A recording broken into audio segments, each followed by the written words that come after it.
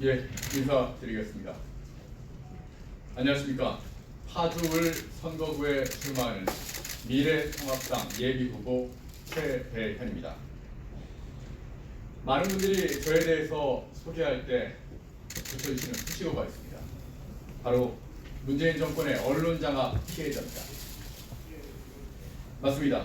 2017년에 큰 파문을 일으켰던 민주당의 언론장악 문건에 나온 대로 제가 15년 동안 일해왔던 MBC의 사장이 교체되고 언론노조와 많은 부분에서 충돌해왔던 MBC 노동조합의 초대위원장과 2대 위원장을 지낸 저는 2018년 5월 18일 해고됐습니다.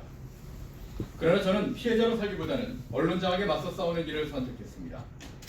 피해자가 아니라 투사의 길을 선택했습니다.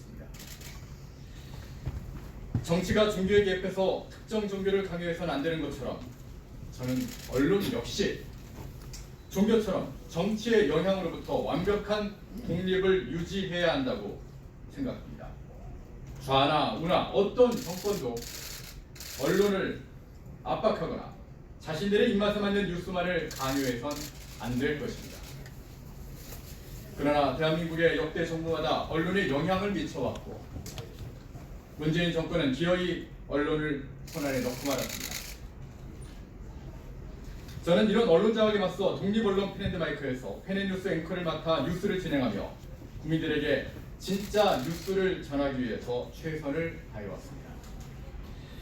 문재인 정권은 자신들과 생각이 다른 사람들을 적폐라고 몰아붙이며 소위 하고 싶었던 것을 다 하는 정책을 펼쳤습니다. 멀쩡한 원전을 폐쇄해 탈원전을 밀어붙이며 또 일자리를 만들겠다며 수십조 원씩을 퍼부었지만 청년들의 일자리는 늘어나지 않았고 특히 30, 40대 가장들의 일자리가 계속해서 줄어드는 대신에 이 세금으로 단기 알바와 노인 일자리를 늘리는 분식 통계를 자행했습니다. 인권 대통령이라고 강조하더니 북한 인권에는 관심이 없고 자유를 찾아서 탈북한 대한민국의 국민들을 강제 북송했습니다. 모두가 명백한 헌법 위반입니다. 이뿐이 아닙니다. 자신들의 이념에 따라 70년 한국의 동맹들을 저버리고 친북 친중 외교를 펼치다가 국제적인 왕따 신세를 자초하고 말았습니다. 외교의 첫 번째 목표는 국익입니다. 문재인 정권이 말하는 통일정책, 평화, 경제로 한국은 어떤 이익을 얻었습니까? 유엔과 미국의 북한 비핵화 전략에 구멍만 만들고 지나친 반일 정책으로 국론의 분열만 초래했습니다. 문재인 정권의 외교 정책을 보면 대한민국의 국익이 먼저가 아니라 북한 김정은의 이익이 먼저라는 소리가 저절로 나올 수밖에 없을 것입니다.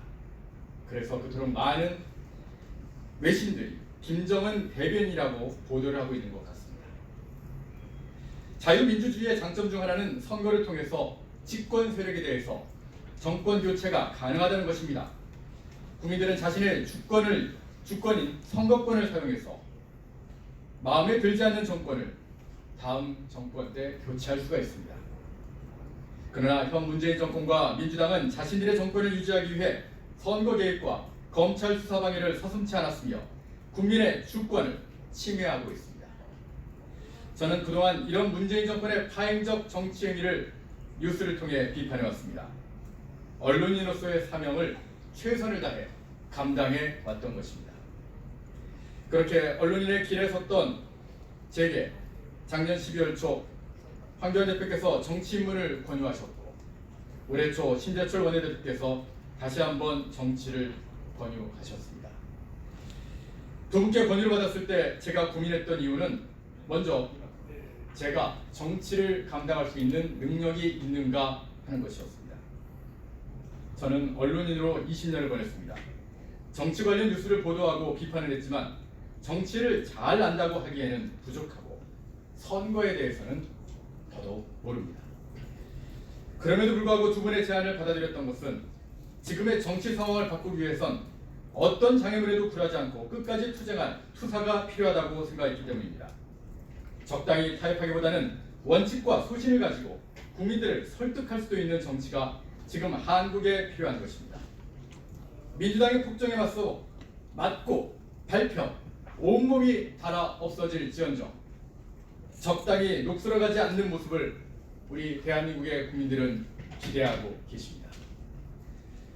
저는 2022년 언론노조가 MBC에서 벌였던 최장기 파업 때 파업에 반대하며 이탈해 2013년 MBC 노동조합을 설립했고 동료 선후배 기자들과 함께 초대위원장을 지냈습니다. 쉽지 않은 결정, 쉽지 않은 길이었습니다. 언론 노조원들은 여전히 절대 다수였고 소위 파업 복귀 투쟁 지침을 내려 파업에 반대했던 저와 동료들은 인사를 해도 받아주지도 않고 또 밥도 따라 먹는 지독한 왕따와 차별을 견뎌내야 했습니다. 그러나 저희는 굴하지 않았고 단체 교섭권을 쟁취해서 MBC 사상 처음으로 언론 노조가 아닌 MBC 노동조합이 사측과 단체 협상을 체결하기에 이르렀습니다. 그러나 탄핵으로 정권이 바뀌고 언론은 장악당했으며 2018년 제가 해고될 때 무수히 많은 동료들이 해고와 정직 등의 중징계를 받아야 했습니다. 제가 정치의 길을 선택한 이유는 다시는 이런 일이 반복되지 않게 하기 위해서입니다. 다시 한번 말씀드리겠습니다. 어떤 권력도 언론에 간섭해선 안 됩니다. 계속해서 정치 인문을 결심하고 지금까지의 과정에 대해서 간략하게 말씀드리겠습니다.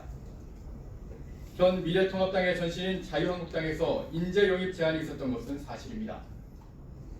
인재 영입위원회에선 제게 지역구와 비례 어느 쪽을 지원하겠냐고 질문했고 저는 이번 4.15 총선에서 한 석이라도 더 얻어서 압도적인 승리를 거둬야 된다고 생각했기에 지역구에 도전하겠다고 답변드렸습니다. 그리고 또 저는 이 파주에 16년 동안 살고 있다고 말씀을 드렸습니다. 제가 살고 있는 파주 지역은 6.25 당시에 격전지이며 120명의 양민이 인민군에 의해 학살된 가슴 아픈 역사가 있는 지역임에도 현 민주당 박정우 의원은 파주 시민들과 국군의 적인 인민군과 중공군 묘지에 참배를 하는 등 어처구니 없는 처신을 해 학살사건 희생자 후손들에게 큰 상처를 줬습니다. 설상가상 인민군과 중공군 묘를 시민공원으로 대규모 개발하겠다는 계획도 밝혔습니다. 저는 파주 시민으로서 이런 상황을 도저히 참을 수 없었고 또한 문재인 정권의 친북 정책에 큰 실망을 받은 파주 시민들을 위로하기 위해 파주 지역구 출마를 결심하게 됐습니다. 저는 파주와 함께 성장한 사람입니다. 2005년 제가 파주에 첫 번째 집을 장만했을 때 파주에는 교화 신도시가 막 건설 중이었고 운정 신도시는 아예 존재하지도 않았습니다. 그 후 제2자료가 건설되고 경의선이 전철로 바뀌고 또 파주의 인구가 2배 이상 늘어나는 그 모든 과정을 저도 함께 겪었습니다. 파주는 저희 아이들의 고향이고 또 저희 가족들의 추억이 깃든 장소입니다.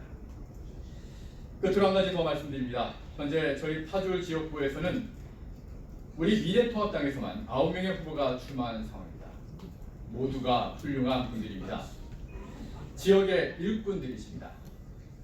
그러나 지난 20일 정도 제가 파주 지역을 돌아보면서 많은 시민들을 만나보니 너무 많은 후보들이 예비 후보에 등록하면서 공천 후폭풍이 크지 않을까 걱정하고 계셨습니다.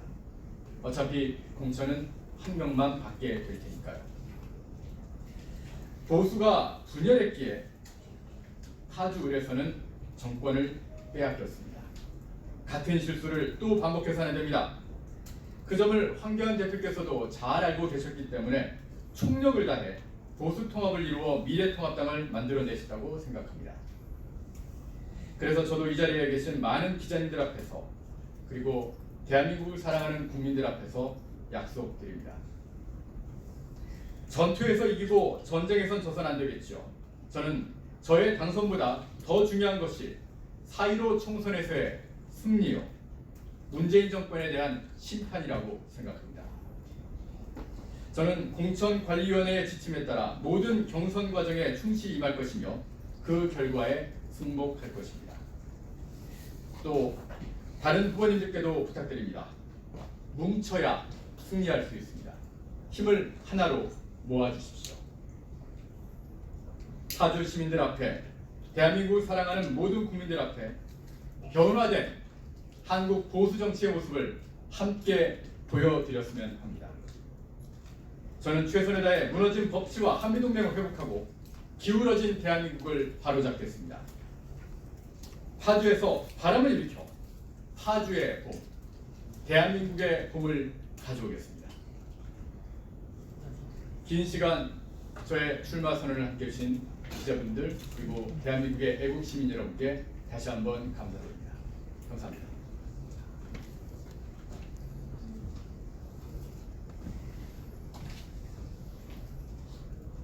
질문 있으시면 질문을 받도록 하겠습니다.